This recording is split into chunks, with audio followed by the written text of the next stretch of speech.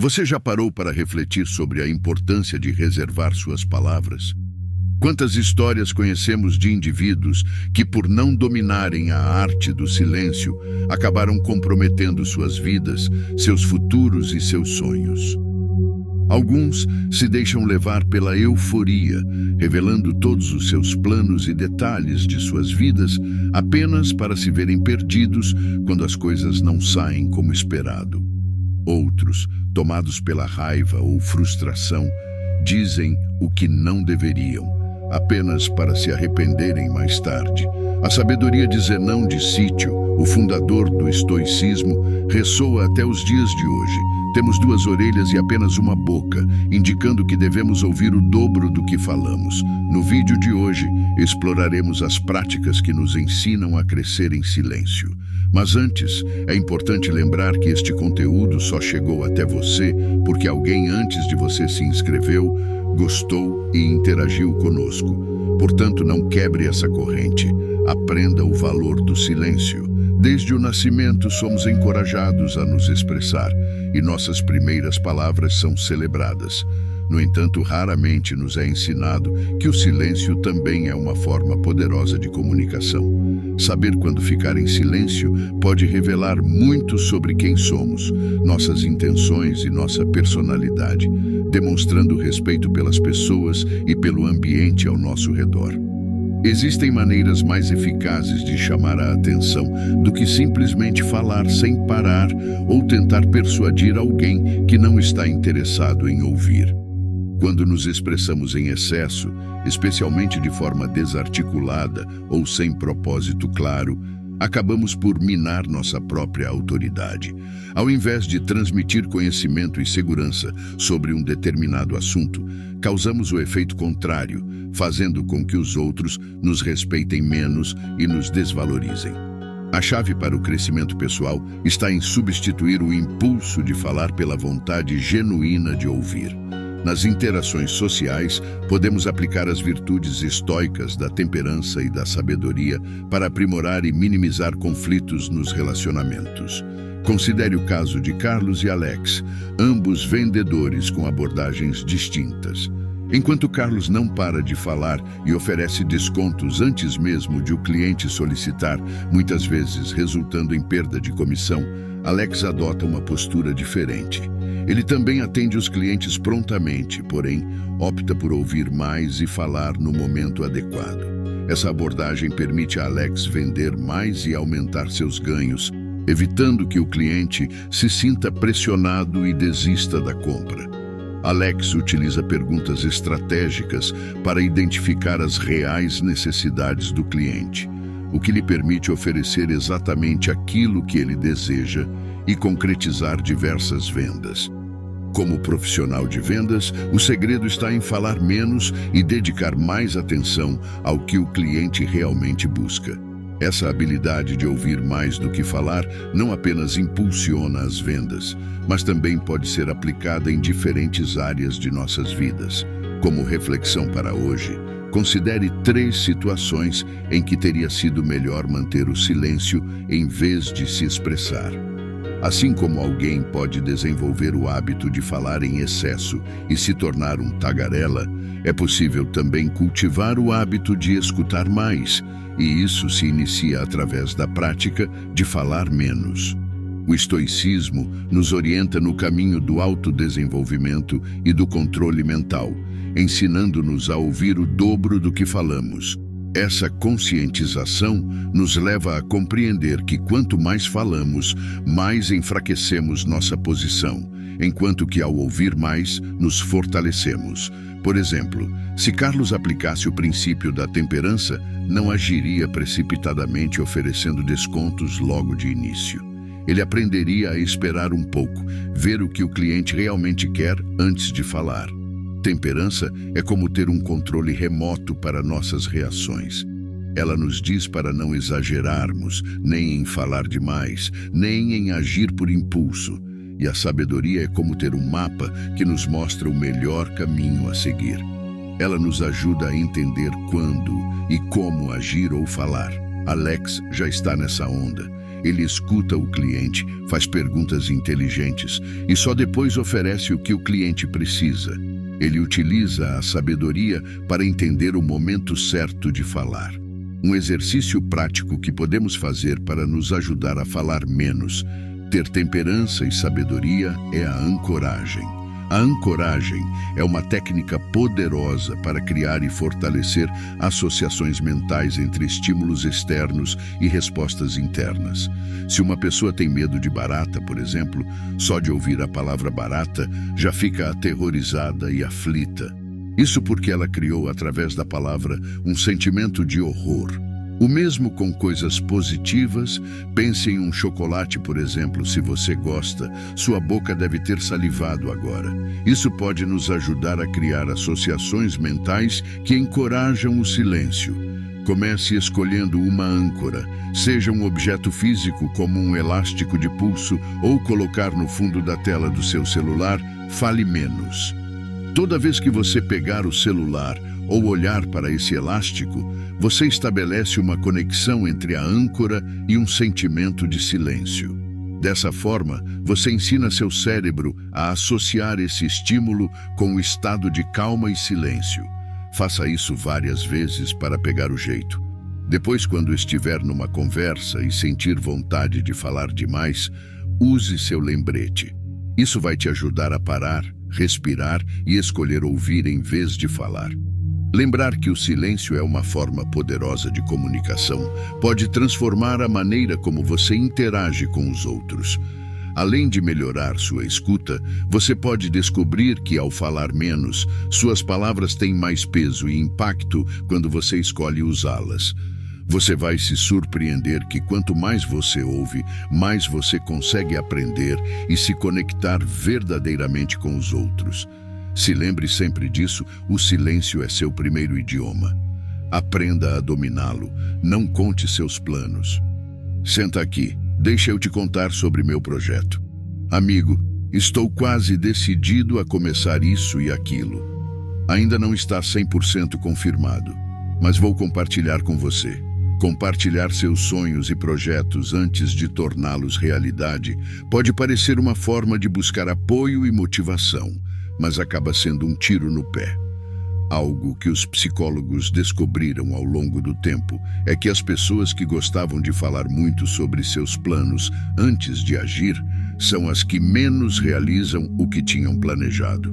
Pessoas que anunciam seus planos de abrir o seu próprio negócio, mudar de hábitos, escrever um livro ou conseguir um novo emprego, acabavam permanecendo paradas na vida por muito tempo, sem evoluir ou realizar nada do que tinha comentado. Isso porque, ao contarmos nossos objetivos, nosso cérebro libera um hormônio de satisfação e nos sentimos tão bem quanto se estivéssemos, de fato, realizado. Isso pode diminuir sua motivação para realmente ir atrás e fazer acontecer. Se você quer alcançar suas metas, guarde para si mesmo essa informação e se preocupe em dar o primeiro passo para concretizá-las. Além disso, Marco Aurélio, um dos mais famosos imperadores romanos e filósofo estoico, nos alertou que quando confiamos em alguém, sem antes saber se essa pessoa é digna de confiança, o erro de ingenuidade é nosso. Algumas vezes, quando contamos nossos planos, até inconscientemente as pessoas podem nos sabotar.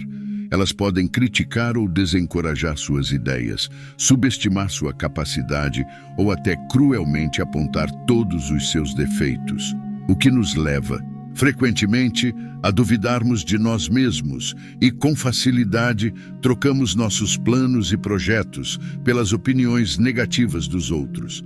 Entenda que não tem como crescer em qualquer lugar no mundo sem ser odiado por aqueles que estão parados. Quando você se mantém em silêncio, as pessoas ficam sem saber quais seus próximos passos e ninguém sabota o que não sabe que existe. Sêneca, estadista e filósofo estoico, escreveu em suas cartas sobre a amizade sobre a importância de escolher cuidadosamente a quem confiar seus sonhos. Um verdadeiro amigo, segundo ele, é alguém que sinceramente torce pelo seu sucesso e com quem você pode compartilhar seus planos sem medo. No entanto, nem todas as pessoas, algumas vezes até as mais próximas, são assim. Por isso, a importância de não cairmos no erro da ingenuidade e aprender a avaliar o caráter de quem é digno de confiança. É maravilhoso compartilhar quando algo de bom nos acontece ou quando concretizamos um sonho. Mas é necessário entender para quem e quando você pode fazer isso. Suas vitórias falarão por si quando forem alcançadas, e aí todos saberão. Por isso, escolha compartilhar seus sonhos apenas com aqueles que verdadeiramente apoiam e incentivam você a ir além. Guarde sua opinião. O estoicismo oferece uma perspectiva valiosa, ensinando-nos a expandir nossa visão além de nossos próprios pontos de vista e a considerar a vida de diferentes maneiras. Uma das lições mais libertadoras do estoicismo é a capacidade de escolher não expressar nossa opinião, de nos blindar da ditadura da resposta. Frequentemente, somos confrontados a dar nossa opinião sobre assuntos que rolam na internet com perguntas do tipo: quem você acha que vai ganhar o Big Brother esse ano? O que você acha do corpo da artista que desfilou no carnaval?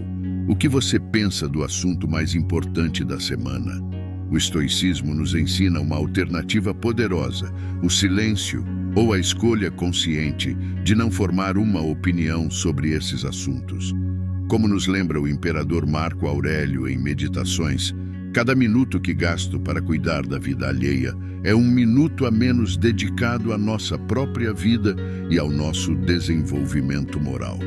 Esta filosofia pode ser aplicada não apenas em discussões superficiais, mas também nas interações com nosso círculo de convivência mais íntimo. Ou seja, toda vez que você dá uma opinião não solicitada sobre a vida do seu irmão, o carro que seu vizinho comprou e, em sua opinião, deveria ter escolhido de outra cor, ou a forma como seu sobrinho é educado. Cada vez que opinamos sobre decisões alheias, estamos vivendo um problema ou uma situação que não está sob seu controle resolver. O estoicismo nos convida a focar na nossa própria vida, sugerindo que, se tivermos tempo e energia extras, devemos usar isso para ajudar os outros, não para julgá-los severamente. Essa abordagem não só nos ajuda a cultivar uma vida interna mais rica e pacífica, mas também nos ensina a valorizar a ação positiva sobre a crítica vazia, promovendo um ambiente de suporte e crescimento mútuo. Quando percebemos que podemos controlar nossa opinião, entendemos que podemos controlar o que falamos. Pratique a habilidade de não pensar absolutamente nada sobre determinada situação e aceite essa liberdade de que você não precisa dar uma opinião sobre tudo o que acontece ao seu redor e nem se sentir perturbadas por esses acontecimentos. Como nos confirma as palavras de Marco Aurélio, temos o poder de não ter opinião nenhuma sobre algo e não deixar que nossa alma seja perturbada, pois as coisas não têm o poder natural de moldar nossos julgamentos. Limite o acesso dos intrometidos. Raramente as pessoas intrometidas perguntam se desejamos ou precisamos de suas opiniões. Elas simplesmente as expressam. Costumam falar o que dá na cabeça, sem pensar muito ou fazer qualquer tipo de reflexão. E quando confrontadas, justificam seu comportamento, alegando serem sinceras e honestas. Victor Hugo, um poeta e romancista francês, uma vez escreveu que saibam que a franqueza não consiste em dizer tudo o que pensa, mas em pensar tudo o que vai dizer. Ser honesto e franco não tem nada a ver com desrespeito. Por isso, é essencial estabelecer limites claros em nossos relacionamentos. Quem fala sem pensar muitas vezes acaba dizendo o que não deve, para quem não deve, em momentos e lugares inadequados e principalmente sobre o que não deve. Esperar passivamente que alguém reconheça e respeite seus limites pessoais sem que você os comunique claramente pode ser uma espera interminável e não dar certo. Cabe a você estabelecer esses limites de forma educada e respeitosa. Epicteto, um dos grandes filósofos estoicos, ofereceu um conselho sábio que se aplica perfeitamente a situações como essa. Ao conversar com um aluno que estava tendo dificuldades pelo comportamento do seu irmão, ele o aconselha dizendo: tudo tem duas alças, uma com a qual você pode lidar e outra com a qual não pode. Isso significa que tem coisas que, embora não possamos controlar o comportamento dos outros, podemos escolher como responder a esse comportamento. Quando alguém se mete demais na sua vida ou diz coisas que não deveria, você não pode controlar o que essa pessoa faz, mas pode controlar como vai responder. Uma abordagem pode ser conversar em particular com a pessoa, sendo sincero ou sincera e falando que não gostou, que não aceita esse tipo de comportamento, pois isso afeta a relação entre vocês e pode levar a um afastamento da amizade. Essa postura não só ajuda a proteger seu espaço pessoal, mas também ensina a outros como interagir com você de maneira respeitosa e considerada. Estabelecer limites é um ato de autorrespeito e uma maneira de cultivar relações mais saudáveis e equilibradas. Devemos reconhecer que existe um limite que devemos suportar e nos mantermos fiéis a isso. Epicteto também faz uma comparação sobre a fumaça em uma casa que diz assim: alguém fez fumaça na casa? Se ele fez uma quantidade moderada de fumaça, eu fico. Se for demais, eu saio. E caso você haja assim, esse é o momento para rever essa atitude e investir seu tempo no seu próprio desenvolvimento. Você não precisa dar satisfação. O silêncio carrega uma sabedoria tão profunda que, em certos momentos, ele se torna a melhor resposta. Algumas vezes, sentimos a necessidade de nos explicar, seja para buscar aceitação, seja para agradar ou para criar vínculos com outros. Porém, muitos problemas em nossas vidas são de fato causados por nós mesmos, por não guardarmos a língua dentro da boca. Um exemplo disso é a Vanessa. Depois de um período enfrentando dívidas e problemas financeiros, ela dedicou-se a aprender sobre educação financeira, conseguiu pagar o que devia, organizar suas finanças e até começar a investir. Depois de um fechamento de mês, ela saiu com o pessoal que prestava serviço e compartilhar com colegas que finalmente estava financeiramente estável e livre de dívidas, as coisas começaram a mudar para ela. Com o tempo, Vanessa percebeu que estava sendo deixada de fora de novos projetos. Seus colegas, assumindo que ela estava em melhor situação financeira, começaram a direcionar oportunidades de trabalho que seriam para ela, para uma outra pessoa. Ou seja, o fato da Vanessa falar demais fez com que perdesse vários trabalhos e, consequentemente, afetando sua estabilidade financeira recém-conquistada. Às vezes, queremos mostrar aos outros como estamos vivendo. E falamos sem restrições da nossa vida financeira, da nossa vida íntima como casal, o que acontece entre quatro paredes. Queremos expor ao mundo como estamos bem e felizes. Ou o oposto, porque estamos tristes e insatisfeitos, sem pensar diretamente nas consequências do que isso nos trará. Epicteto dizia: se beberes água, não digas por tudo e por nada que bebes água. Isso quer dizer que não é necessário falar sobre tudo o que fazemos na vida para os outros. A ideia é que a gente deve viver de forma simples e verdadeira, sem precisar da aprovação ou do reconhecimento dos outros.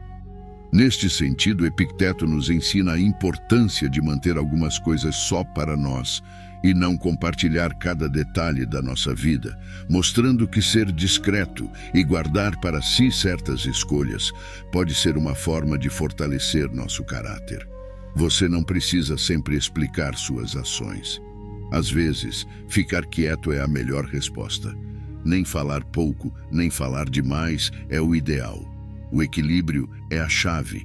Falar pouco pode fechar portas, pois as pessoas podem pensar que você não está interessado ou envolvido.